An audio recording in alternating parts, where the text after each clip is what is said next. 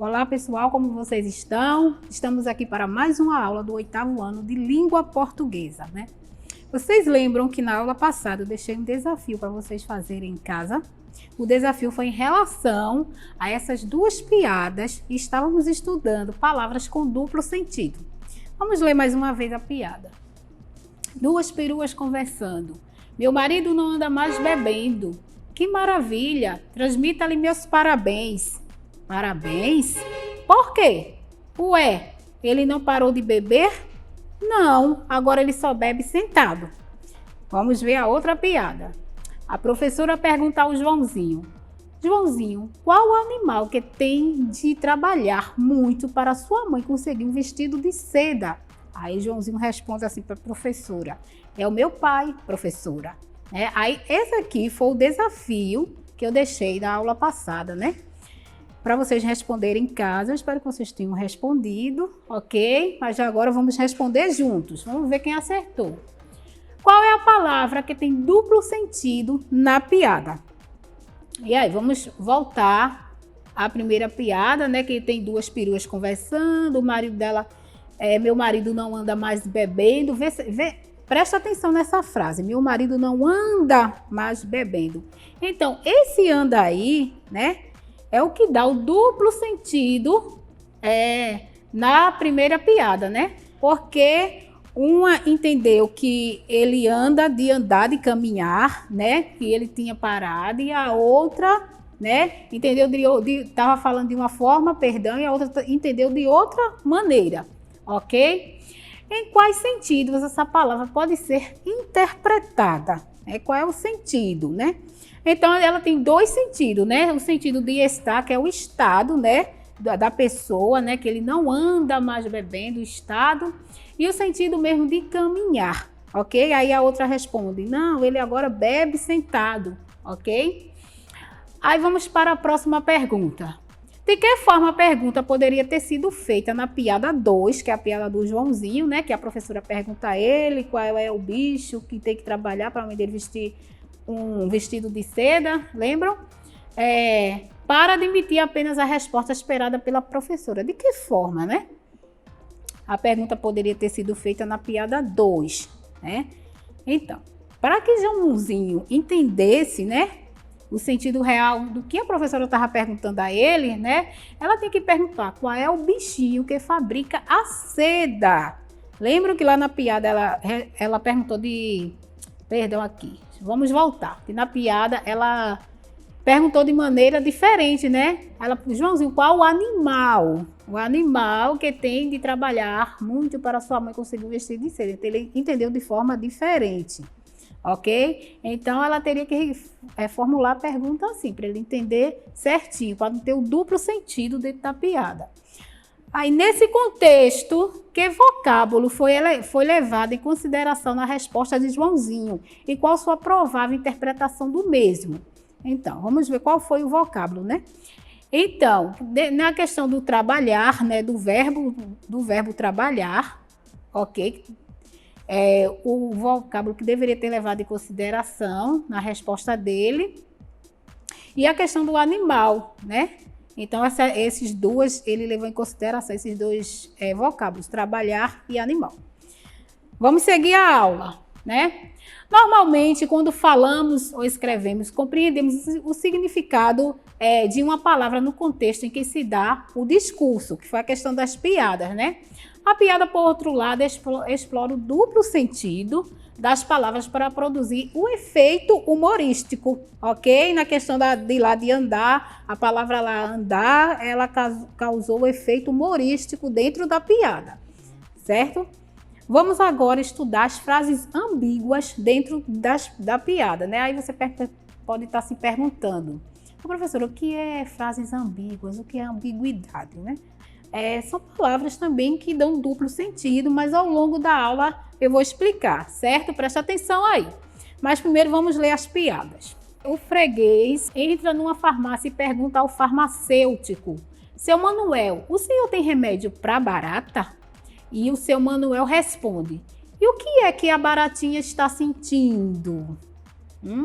E aí, qual é a palavra ou a frase que dessa questão de ambiguidade, de duplo sentido também, né? Aí, a segunda. O sujeito vai ao médico caindo de bêbado. Durante a consulta, vêm as perguntas de praxe. Nome, Juvenal dos Santos. Idade, 42 anos. O senhor bebe? Vou aceitar um golinho para te acompanhar. Veja a questão do que ele entendeu que o médico estava perguntando aí na pergunta do médico. Ele entendeu de forma totalmente diferente, né? Ele entendeu que o médico estava oferecendo bebida a ele. Mas ele não soube interpretar direito a pergunta, né? Porque no consultório médico, lógico que não será oferecida bebida alcoólica, ok? Que nesse caso é a questão da bebida alcoólica. Vamos para umas perguntas, né? Vamos refletir comigo, né? Qual a interpretação mais lógica para a pergunta do freguês, né? Na questão da piada da baratinha, que ele vai comprar remédio para a barata. Ok? Então, a interpretação mais lógica é se havia remédios para eliminar baratas, ok? Aí ele diz, de que forma a pergunta foi entendida pelo balconista, né? Pelo farmacêutico. Aí, essa interpretação é admissível em nossa cultura? Sim ou não? Será que é? Vamos ver, né? A pergunta foi interpretada como remédios para curar a barata, certo? E essa interpretação, ela é admissível na nossa cultura? Claro que não, né? Quem é que vai criar uma barata? Quem é que tem uma barata em casa como bichinho de estimação, né? Na segunda piada, de que forma o paciente interpretou a pergunta do médico? Veja aqui, né? O paciente interpretou que o médico estava lhe oferecendo bebida alcoólica. No caso, eu não coloquei a interpretou, né? Mas ele interpretou dessa forma, né? O próximo considerando o contexto da segunda piada, por que a interpretação do paciente ela é absurda, né? É uma interpretação absurda porque um médico, né? Ele jamais vai oferecer bebida alcoólica ao seu paciente, certo? Qual seria a interpretação mais lógica para a pergunta do médico, né? Com que frequência ele bebe? Ok? Até aí tudo bem? Então, vamos ver o que é a questão da ambiguidade, certo? O que é ambiguidade, né? É um efeito decorrente do uso de uma palavra ou expressão que dá à frase mais de um sentido. Em textos informativos, ela deve ser evitada porque dificulta a compreensão, causa confusão de quem está lendo lá, do leitor, de quem lê o texto, ok? Ele não vai compreender direito o que é que o texto quer passar. No entanto, é um ótimo recurso quando se deseja produzir ironia ou graça, por isso é usada frequentemente pelos humoristas. Aí eu coloquei 2 exemplos de frases ambíguas para você, né? A primeira frase diz assim: adoro meu vizinho, mas o cachorro não para de ladrar. Veja bem que deu a questão do duplo sentido aí, né? A gente não sabe quem está latindo é o cachorro ou o vizinho, certo? É igual aquela frase: a cachorra da vizinha sumiu. Aí ninguém sabe se está falando da vizinha ou da cachorra ou do animal. A segunda frase, por fim, levou o filho para o seu quarto. Aí, essa palavrinha aí, seu, né, o seu quarto é que dá o sentido de ambiguidade, certo? Porque a gente não sabe se é o quarto da mãe ou o quarto do filho, ok? Deu para compreender até agora o que é ambiguidade? Vamos mais para frente.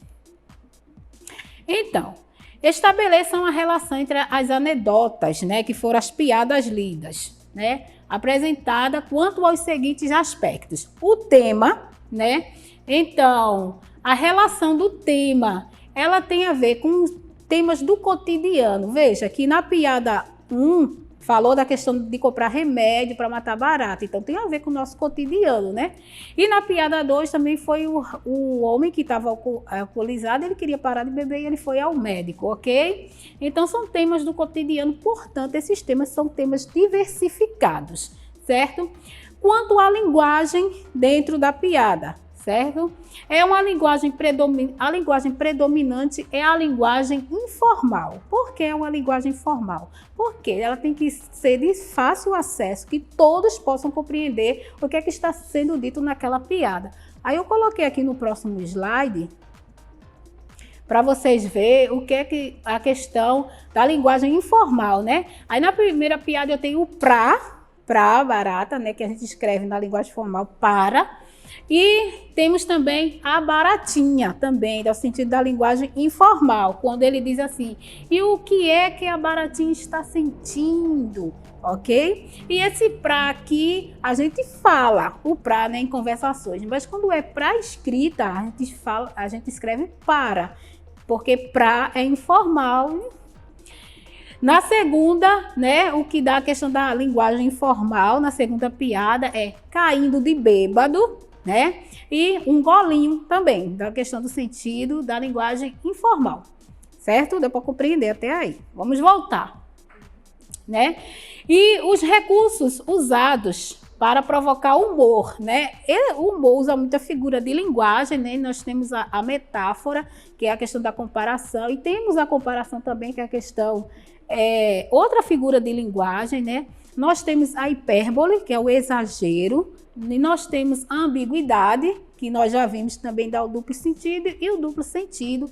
A ambiguidade é a questão da compreensão também, né? Que você não sabe se está falando de uma coisa ou de outra, que tem algumas expressões pelo meio e algumas palavrinhas, né? Gente, eu espero que tenha dado para você compreender essa questão do humor na piada, né? Como ele é feito. A nossa aula vai ficando por aqui. Fiquem com Deus e até a próxima aula.